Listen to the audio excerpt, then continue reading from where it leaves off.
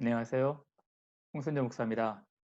신앙을 세워가는 10분 웨스트민스터 서교의 문답 제2문 시작합니다. 다음과 같은 질문으로 시작하고자 합니다. 하나님을 영화롭게 하고 즐기기 위해 우리에게 주신 규범이 무엇입니까? 그 답은 그 규범은 우리에게 주신 성경입니다.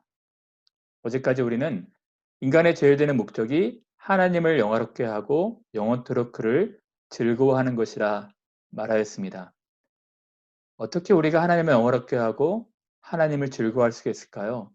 그것을 위해서 하나님께서 우리에게 주신 것이 무엇입니까? 그것은 우리에게 주신 성경입니다. 디모데후서에서는 이렇게 말합니다.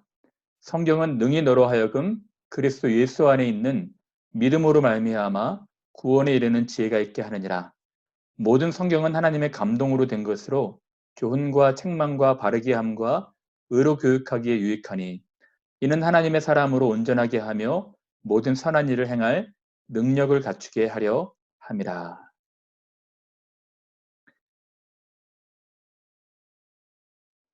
인류 역사에서 하나님을 알려고 하는 노력들이 그동안 많이 있어 왔습니다. 대표적으로 철학자들이 그랬고, 과학자들이 그랬고, 또 그 외 많은 사람들이 하나님을 알고자 했습니다. 서양 철학의 3인방이라고 하는 아리스토텔레스, 소크라테스 또는 플라톤도 신존재 증명을 위해서 많은 노력을 기울여 왔습니다.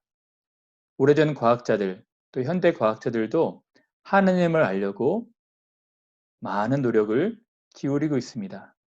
그 외 많은 사람들이 어떻게 하면 하나님을 알 수 있을지, 신은 과연 계신지, 오늘날에도 이 조물주, 지적 설계자가 과연 있는지 고민하면서 신을 알기 위한 많은 노력을 기울이고 있습니다.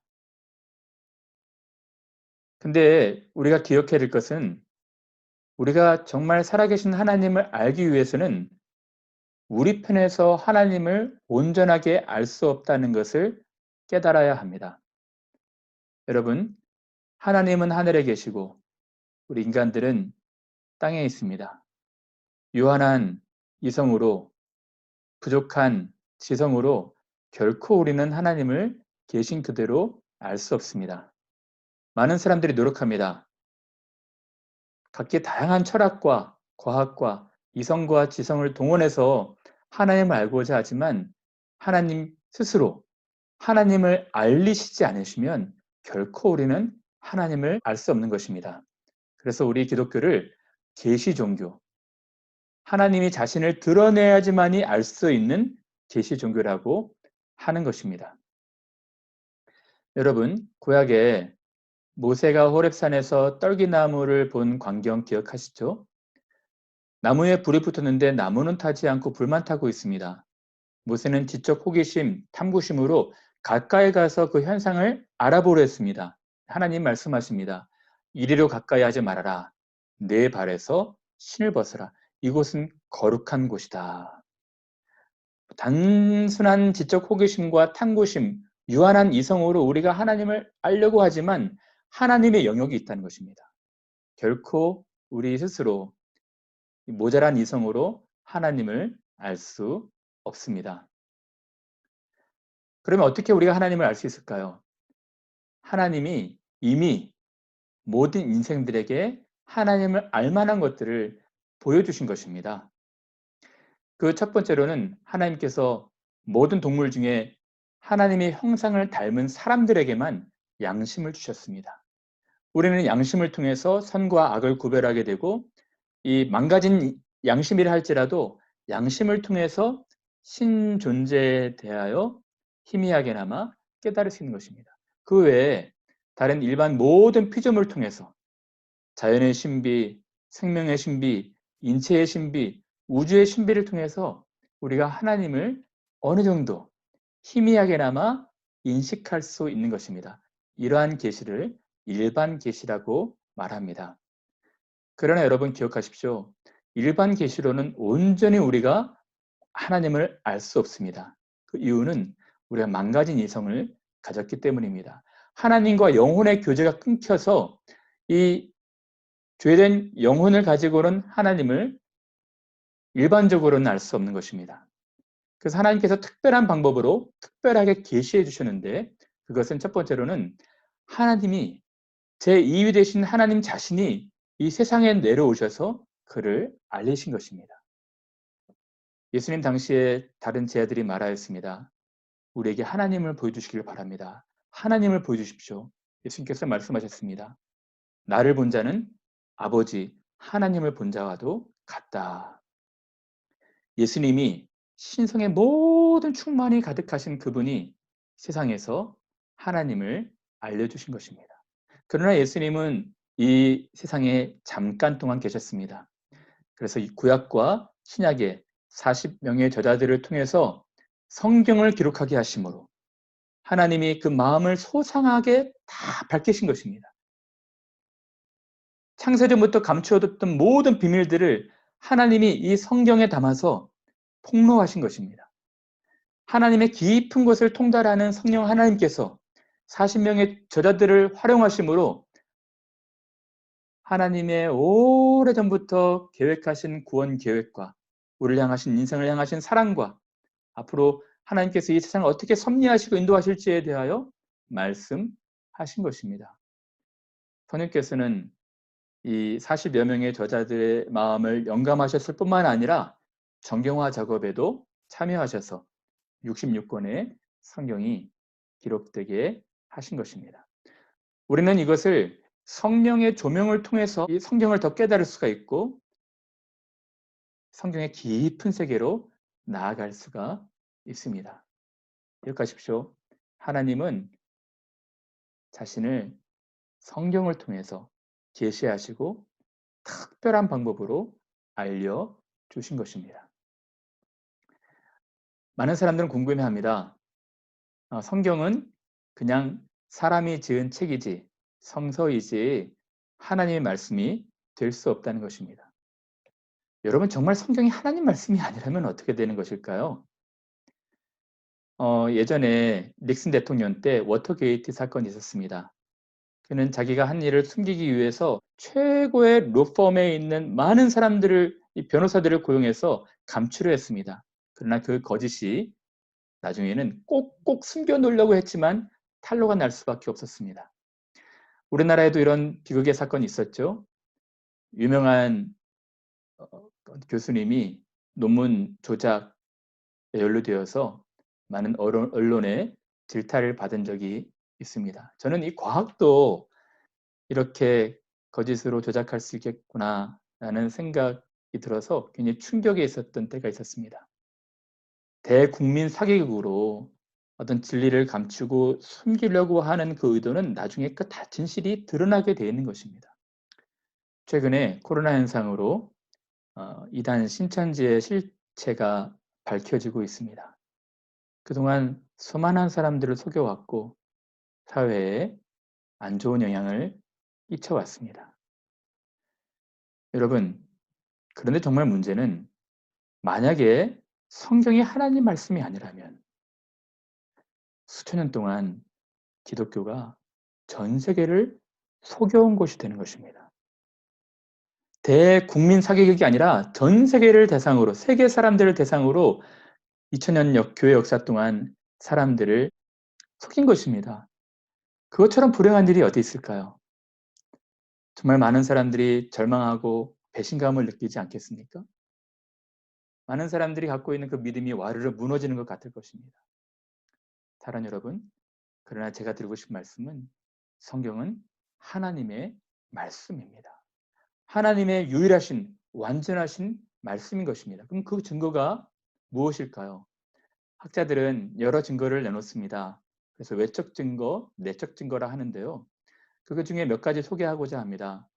성경이 오랫동안 그 기독교 말살 정책, 성경의 말살 정책, 성경을 번역하는 사람들을 허용할 정도로 그렇게 온갖 강압 정책을 썼음에도 불구하고 성경은 계속해서 지금 유지되고 있다는 것도 외적 증거라고 합니다. 또 이 성경의 40여 명의 저자들이 쓴 것이 정확하게 일치가 되고 역사적으로 잘 보존되어 왔다는 것도 외적 증거라고 말을 합니다. 한 번도 편집회의를 거치지 않았음에도 불구하고 주제가 일관되고 통일성이 있다는 것도, 또 이 예언을 된 것이 성취되었다는 것도 여러 가지 외적 증거를 말하고 있습니다. 어떤 분들은 똑똑한 분들, 바울과 같은 분들이 기록을 했고, 어떤 분들은 한 번도 배우지 못한 어부와 같은 이 베드로와 요한 같은 사람들이 기록했음에도 불구하고 성경 전체는 일관된 주제로 흘러가고 있는 것입니다. 이것도 귀한 증거가 되지만 제가 볼 땐 이 내적 증거, 이 성경의 영향력이 결정적인 증거라 생각이 듭니다. 이 성경 한 권으로 66권으로 묶인 이 성경 한 권으로 수많은 사람들이 인생을 헌신해 왔습니다. 성경 한 권이 한 사람, 한 민족, 한 사회, 한 나라를 변화시켰고 한 세대를 변화시켜 왔습니다. 그 증거가 우리들 아니겠습니까? 우리들도 이 성경을 통해서 하나님을 알게 되었고 하나님의 임재를 경험하게 되었고 하나님께 믿음으로 나아오게 된 것입니다. 사랑하는 여러분, 그러면 우리 하나님 말씀인 성경을 어떻게 읽어야 할까요? 제가 그림 3가지를 가지고 왔습니다. 언뜻 보기에는 똑같은 그림 같지만 자세히 보면 그림이 다릅니다. 맨 왼편에 있는 사람과 중간에 있는 사람과 오른쪽에 있는 사람의 차이를 보실 수 있습니까? 맨 왼편에 있는 사람은 이 성경에 하나님 말씀도 있다고 믿는 것입니다. 어떤 것은 하나님 말씀이고 어떤 것은 하나님 말씀이 아니고, 즉 성경 중에서도 어떤 부분은 하나님 말씀이라고 보는 것이죠. 중간에 있는 사람은 성경은 그냥 사람이 저작한 성서지만 우리가 이것을 하나님 말씀으로 읽어낼 때 하나님 말씀이 된다는 것입니다. 가장 오른쪽에 있는 사람은 성경 전체가 구약 39권, 신약 27권, 66권 전체가 하나님의 성령의 감동으로 된 것으로, 모든 성경이 하나님의 감동으로 된 것으로 전체가 다 하나님 말씀이라고 믿는 것입니다. 기독교가 오랫동안 취해왔던 전통적인 견해입니다. 저는 성경 전체가, 모든 성경이 하나님의 감동으로 된 것으로, 영감된 것으로 믿고 있습니다. 불행한 사실은 교회 역사에서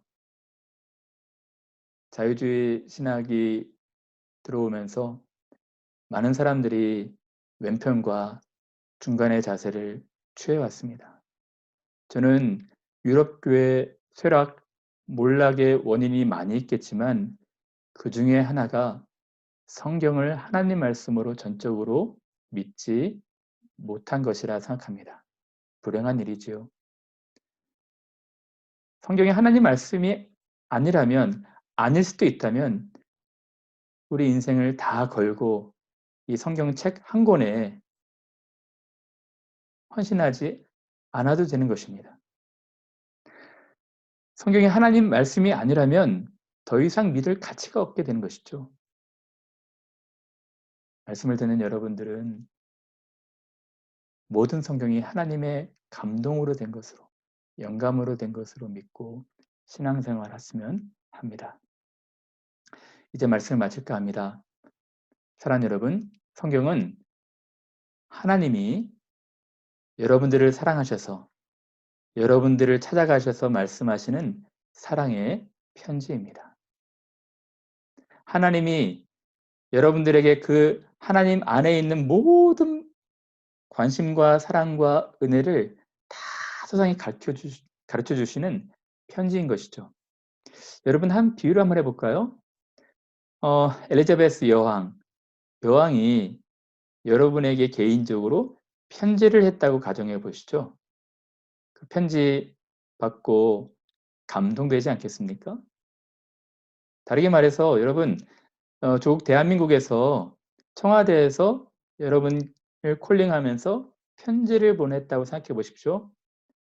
편지 두근두근하면서 뜯어보고 읽지 않겠습니까? 마찬가지로 만왕의 왕 만주의 주이신 우리 하늘 하나님께서 여러분들을 사랑하셔서 편지를 보내신 것입니다.